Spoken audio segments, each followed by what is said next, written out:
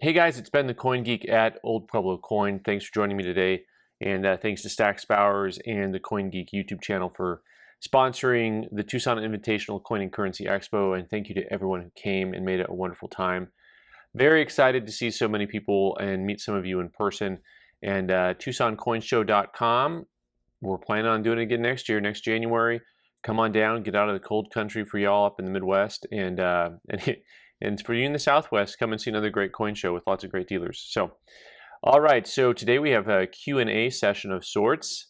As we move here, Rusty Bracewell asking about errors on coins. I have a question about grading error coins by NGC and PCGS. Error coins have an extra fee involved, and Annex does not charge the extra fee. So with that said, do you have a history of sending Annex error graded coins as crack out to NGC and PCGS that are regraded as error coins? So did Annex. Oh, okay, as did Annex. So the question is twofold, really.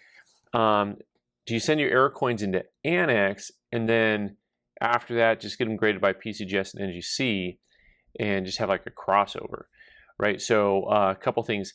If you get them graded by Annex and then send them to NGC or PCGS, you're not avoiding any extra fees because you paid to get them graded by Annex, and that's kind of the same.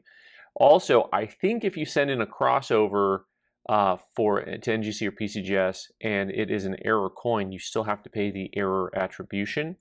That's my understanding of their policies. I believe they have the same policy on that. And so it's actually like a lot of extra double dipping. Now, having said that, error coins, depending on the type of coin that it is, Annex that's one of the really good uses for Annex. Not having that extra fee, sending in error coins in different varieties, they'll put them on their labels, and it's lots of fun that way. So we have used Annex in the past for errors, as have many of you. Generally, I don't recommend it on things like a 1955 double die or anything along those lines, but that's a little bit different. All right. Is the demand out there for those, or is it a slow sell? Okay, well, First Cav Coins asking. So this was, I had a video on modern-ish $100 bills. So the older small face $100 bills, but they're within my lifetime, so they're really, really young. And I got them certified. They came back really nice grades. And the question is, are those, do those sell quickly? Are those, collectible? What's the deal on those? And some of the notes had populations that were really, really low. I mean, not everyone in every state could own one, that type of thing. And the quick answer is, well, no, they don't really sell very quickly. But also, when people ask me about investing in coins or currency or other things, one of my comments for them is to go against the grain and buy things that are not popular.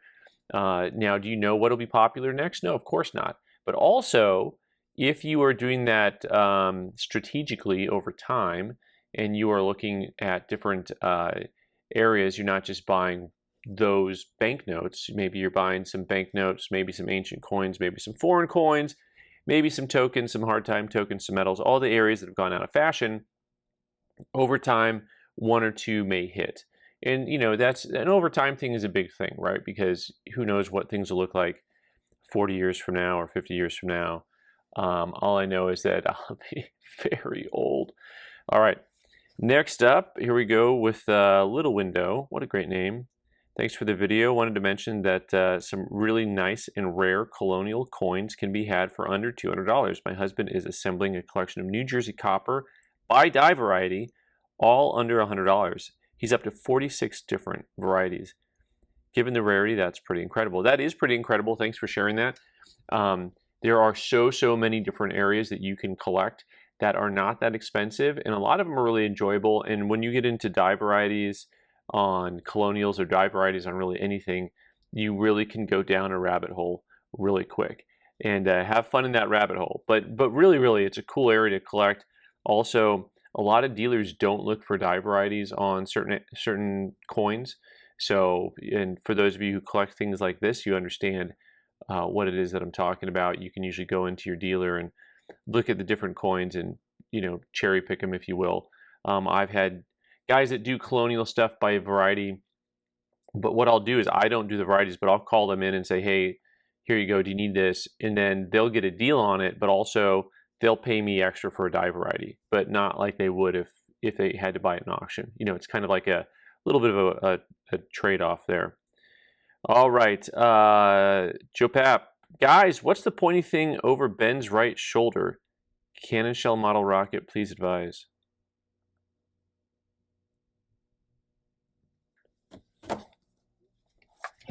This guy? Is that what you're looking at, Joe? Yeah, make it look small. Make it look small. So this is a practice artillery round for a tank. Ain't that fun? And it's heavy. They had to make these things and design them to be the same size, shape, and weight as a regular round so the guys could practice. Because you didn't want the new dudes practicing with live rounds. But it's heavy. It's solid wood, and they got these big old tips on them. It's a number 2 pencil, Joe. It's a number 2 pencil. Look at that. This is one of my favorite things. It's not for sale. I don't know. I like weird and esoteric items. First of all, almost anything made out of metal or made out of wood that has a cool look to it, I really enjoy. You know, one of the things I like about coins is just the aesthetic. You can look at a coin and see something that's cool or different looking.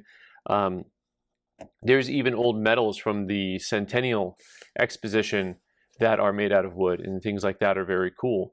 So yeah, that's what that is. And I've had other things that are related to military items that I like, I enjoy, even though it's not my expertise.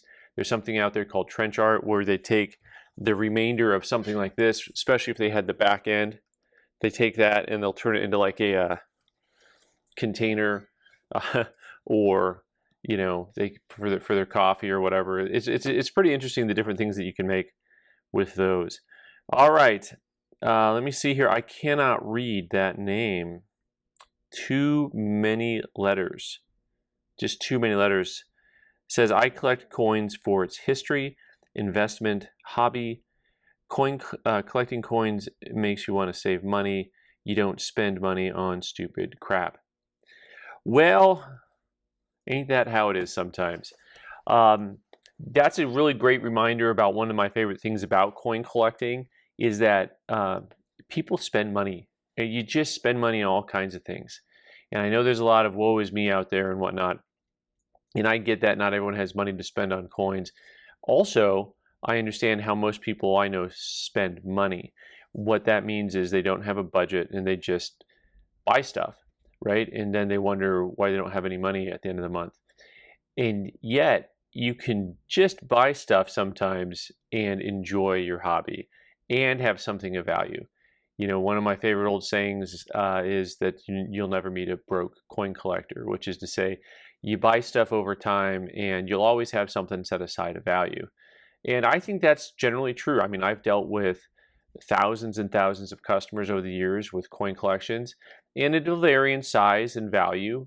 And so that's a true thing. But also, you know, they have something there of some value, which is very different than when you go through your garage and you have a yard sale and you find out how few of the things that you have any real value. And so that's a great little way to end there on the high note.